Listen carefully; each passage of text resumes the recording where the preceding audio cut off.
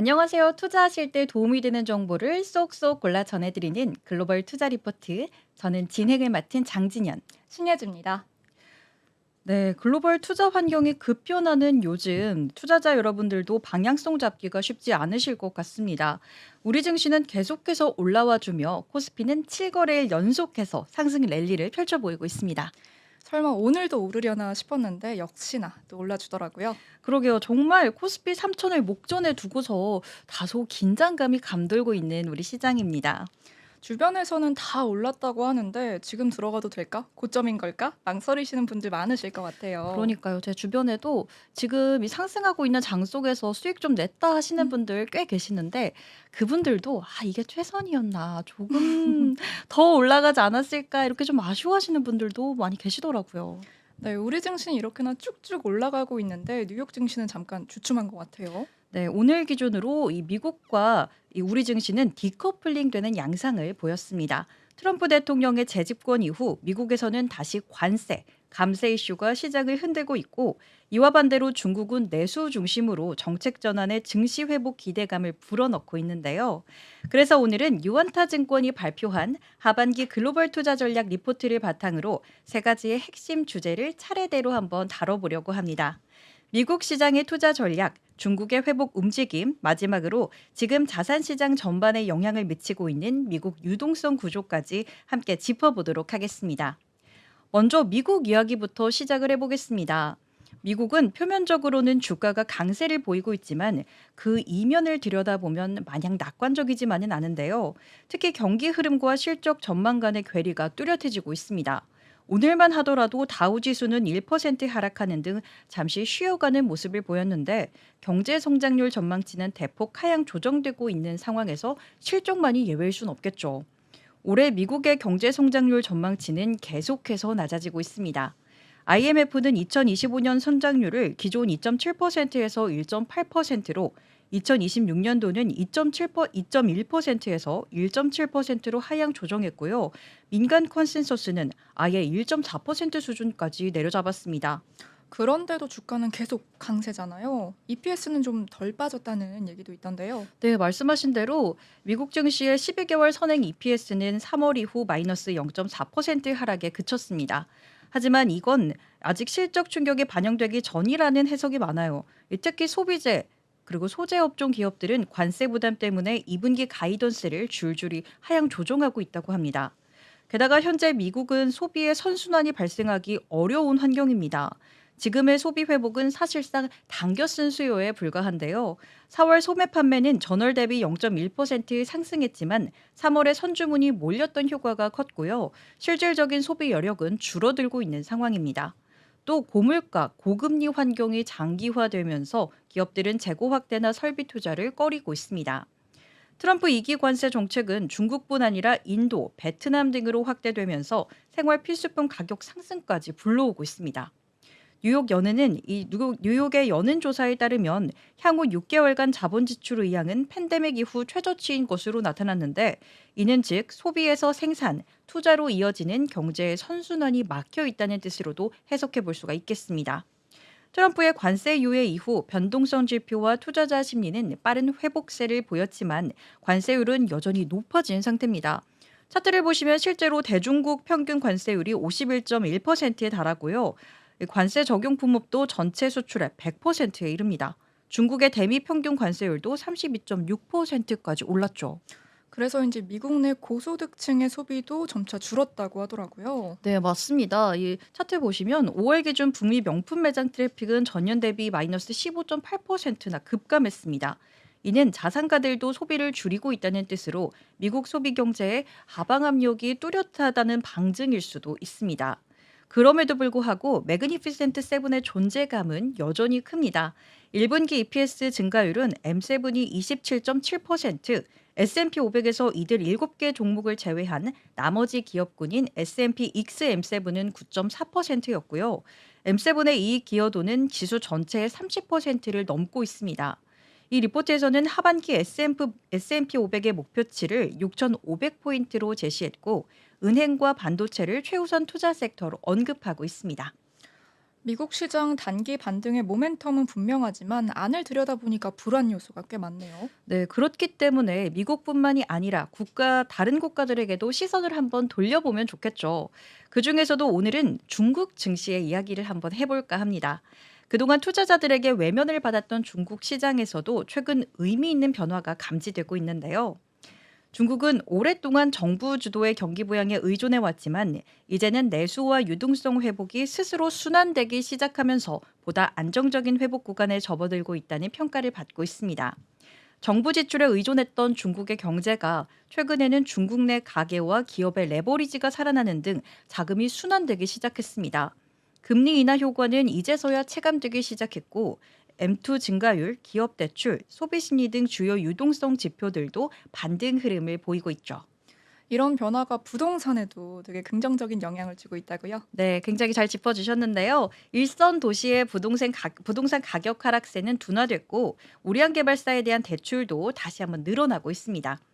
부동산 개발 용지가 거래 프레임이 회복되면서 건설 경기와 소비 심리에도 그 온기가 돌고 있다고 합니다.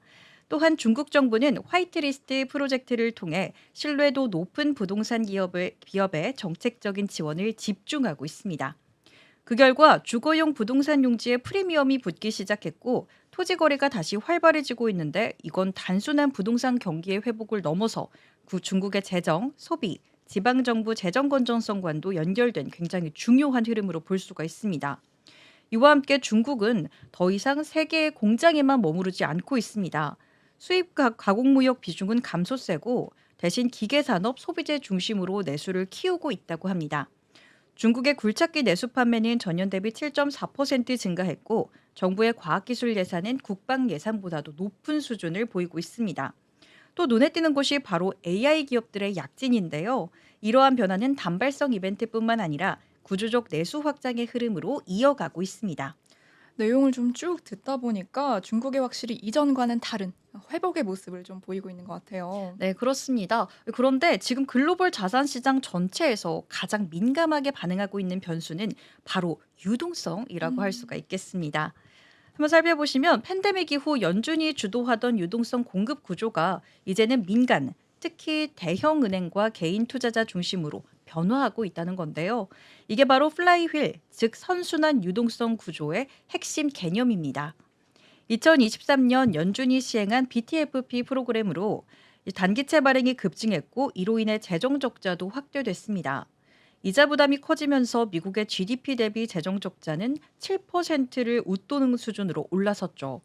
이런 상황에서 미국의 은행들과 개인 투자자들이 국채를 매입하면서 사실상 연준의 유동성 공급 역할을 대신하고 있습니다. 특히나 이 은행들의 중기채 투자는 금리 안정에도 긍정적인 영향을 주고 있고요. 자산 건정성 관리에도 효과적인 선택이 되고 있습니다. 유동성 중심이 이 중앙은행에서 민간으로 옮겨가는 흐름 이거 꽤 중요한 변화인 것 같은데요. 네, 지금 미국의 은행들은요, 돈이 정말 많습니다. 팬데믹 당시만큼 현금이 쌓여 있고 예금도 계속해서 늘어나고 있는데요. 이 자금들이 바로 어디로 가느냐? 바로 국채, 기관채, 영래포 같은 안전자산으로 흘러들어가고 있습니다.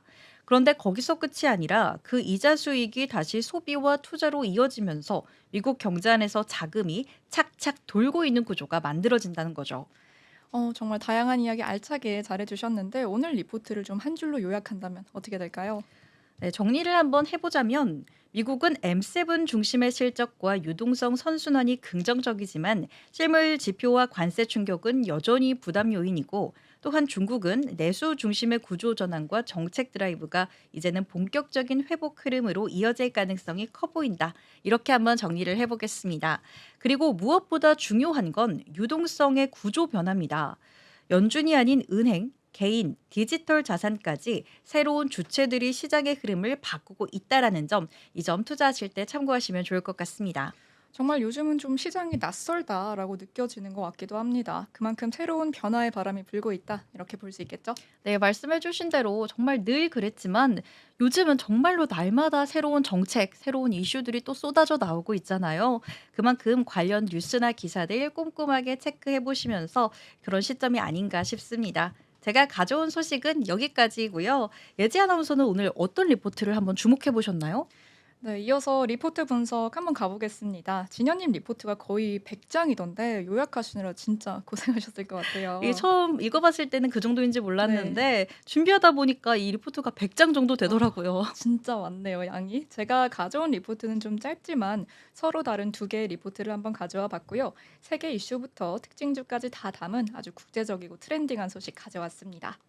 KB증권의 김일혁 스트레티지스트의 리포트고요. 제목은 G20만큼이나 커진 G7 정상회의의 의미입니다. 이번 6월 15일부터 17일까지 캐나다 카나나스키스에서 G7 정상회의가 열리는데요. 초청된 나라만 해도 9개국입니다. 그림의 국기에서 보실 수 있는 것처럼 호주, 인도, 멕시코, 인도네시아, 사우디, 남아공, 우크라이나, 한국 등등이에요. 와, 이 정도면 거의 G7이 아니라 G20 아닌가요? 진짜 많죠.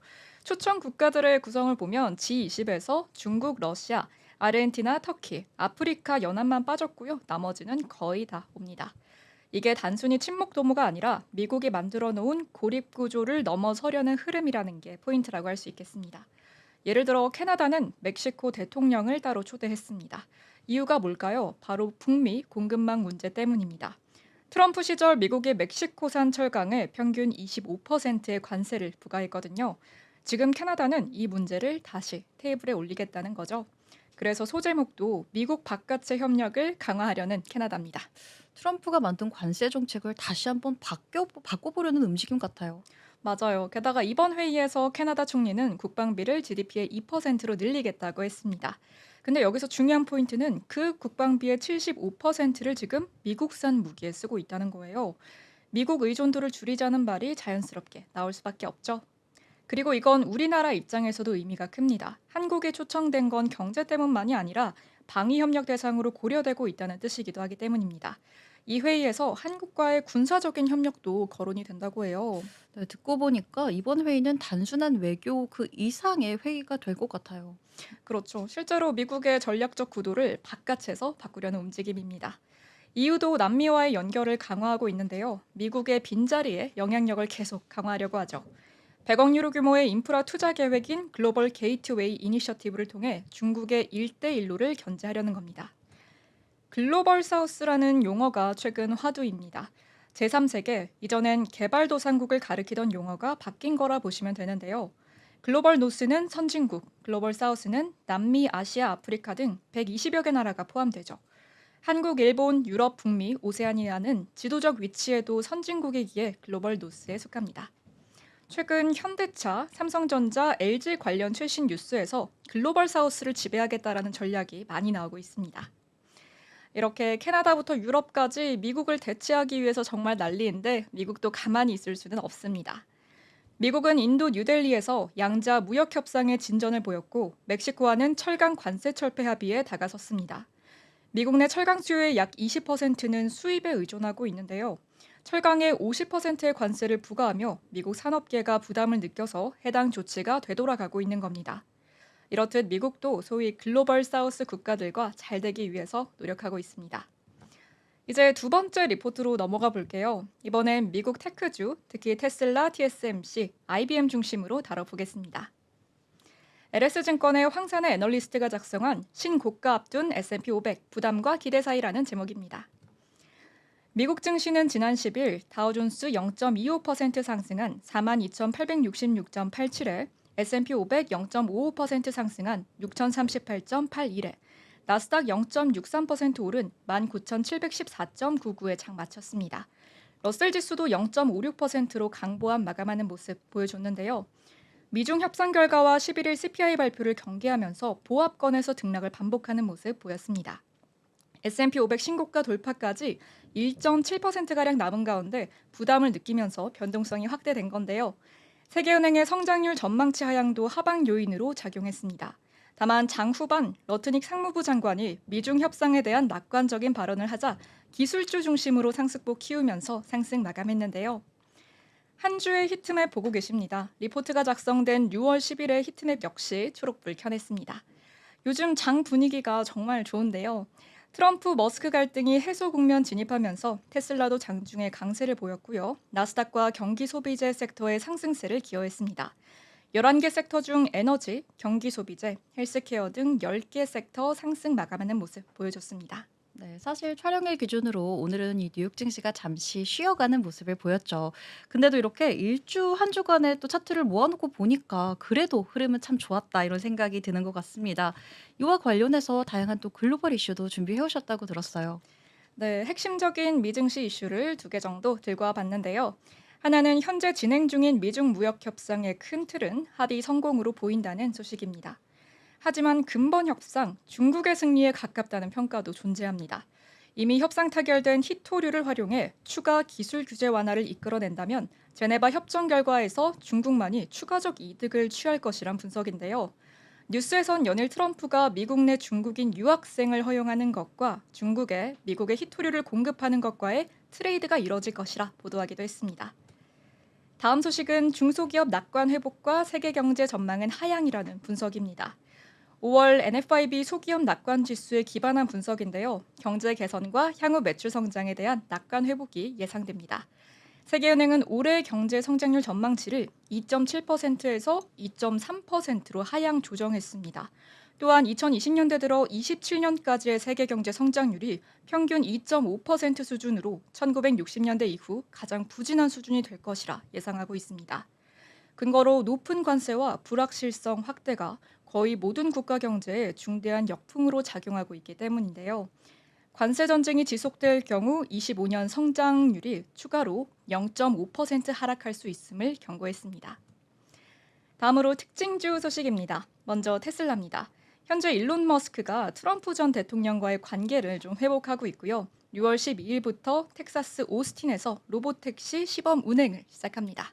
로보택시 시범 운영한다고 정말 계속해서 기사를 좀 본 것 같아요. 정말 이번에는 정말로 시행이 되는 건가요? 네, 일정까지 확정됐습니다. 시장에선 이걸 테슬라가 자율주행 비전을 실현하는 첫걸음으로 보고 있습니다. 다음은 TSMC입니다. 5월 매출이 전년 동기 대비 39.6% 증가했습니다. 1월에서 5월 누적 매출도 작년보다 42.6% 늘어나는 모습 보여줬습니다.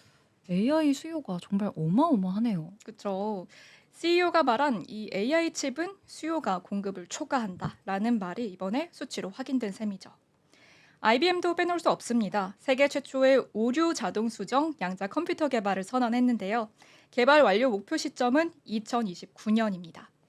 이게 성공하면 양자 컴퓨터 상용화가 5에서 10년 앞당길 수 있다는 전망도 나옵니다. 이런 소식이 들려왔다는 건 IBM의 주가가 좀 올랐다고도 볼 수 있나요? 네, 바로 신고가 돌파하는 음. 모습 보여줬는데요. 퀀텀 컴퓨팅 ETF도 5.5% 상승했고 시장에서는 이제 양자 시대의 전초전이 됐다라는 반응이 나오고 있습니다. 물론 아직은 일부 종목 중심이지만요. 이어서 솔라엣지 소식입니다. 아비규환 속 호재라는 평가인데요. USB의 긍정적인 전망에 주가는 급등했습니다. 미국 주거용 태양광 시장에서 중국 경쟁 업체들의 시장 점유율을 일부 확보할 것이라는 예측 때문이죠. 하지만 태양광 시장 자체가 여전히 부진한 업황이라서 아비규환이라는 병이 붙었습니다. 다음으로 알파벳은 오픈 AI가 구글 클라우드 서비스를 자사 컴퓨팅 리소스에 추가할 계획이라는 소식에 주가가 상승 모멘텀 받았습니다. 다음 노보노디스크도 호재 소식인데요. 차세대 비만 치료제 카그리세마가 이제 3상 임상 시험을 시작했다는 소식에 주가가 급등했습니다. 오늘 가져오신 소식들이 전부 다 긍정적인 소식들이네요. 그러면 좋겠는데 아쉽게도 한 개만 그렇지 않습니다. 그래서 제목도 추천 종목 대신에 특징주로 좀 달아봤는데요. 바로 모더나 소식입니다. 미국 보건복지부가 백신 담당자 17명을 전원 해임했다는 소식에 모더나와 노바백스를 비롯한 백신 기업 주가가 타격을 받았습니다. 마지막 특징주인 월트 디즈니 소식인데요. 컴캐스트로부터 훌루를 완전 인수한다는 소식에 주가가 강세를 보였죠. 미국의 비디오 스트리밍 서비스인데 디즈니는 무려 6천억 원을 투입해서 훌루를 인수합니다. 훌루는 미국인이 가장 사랑하는 스트리밍 사이트이기도 한데요. 오리지널 메이드 작품인 빅 리틀 라이즈는 상류층 부부들의 삶과 살인 사건을 다룬 드라마입니다. 저도 미드를 평상시에 굉장히 즐겨보는 편이라 웬만한 OTT들은 다 꿰고 있다고 자부를 했었는데 네네. 이 훌루는 제가 한국에서 아직까지는 좀 반영이 안 돼서 그런지 제가 좀 생소해요. 처음 들어보는 것 같은데 그래도 이제 디즈니에서 인수를 한다고 하니까 조만간 또 밤새 미드를 시청해야 되지 않나 싶습니다. 네, 저도 훌루 드라마를 찾아보면서 굉장히 새롭고 신선한 드라마들이 많아서 기대 중입니다. 자, 이제 간단하게 비트코인 소식으로 넘어가 보겠습니다. 이번 주 키워드는 규제 변화와 ETF 기대감입니다. 우선 미국 CPI 발표가 예상치를 하회하면서 비트코인 가격이 잠시 11만 달러를 돌파했습니다. 인플레이션 우려가 줄자 위험 자산에 자금이 들어온 건데요. 이 물가 하나만으로도 이렇게나 움직이네요. 그쵸. 그만큼 시장이 좀 민감해져 있다는 뜻이기도 합니다. 또 하나 미국 SEC가 이르면 다음 달 솔라나 이더리움 기반 지수형 ETF를 승인할 수 있다는 전망도 나왔습니다.